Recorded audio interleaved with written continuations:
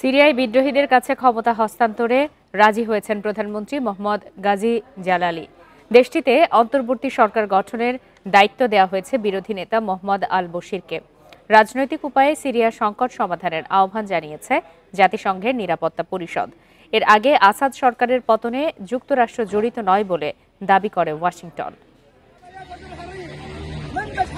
সিরিয়ায় president Bashar আল আসাদের দেশ ত্যাগের পর নজর এখন ক্ষমতা হস্তান্তরের দিকে।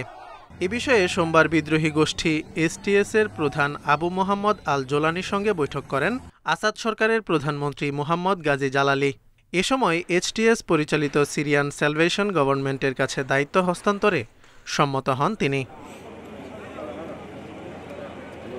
সিরিয়ায় আসাদ সরকারের পতনে বিদ্রোহী গোষ্ঠীগুলোকে নেতৃত্ব দিয়েছে হায়াত তাহরির আল শাম এইচটিএস।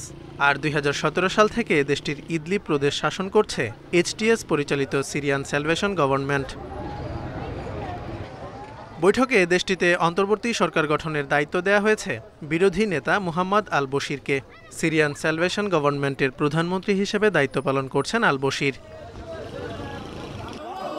তবে অন্তর্বর্তী সরকারের ভবিষ্যৎ নিয়ে উঠেছে প্রশ্ন।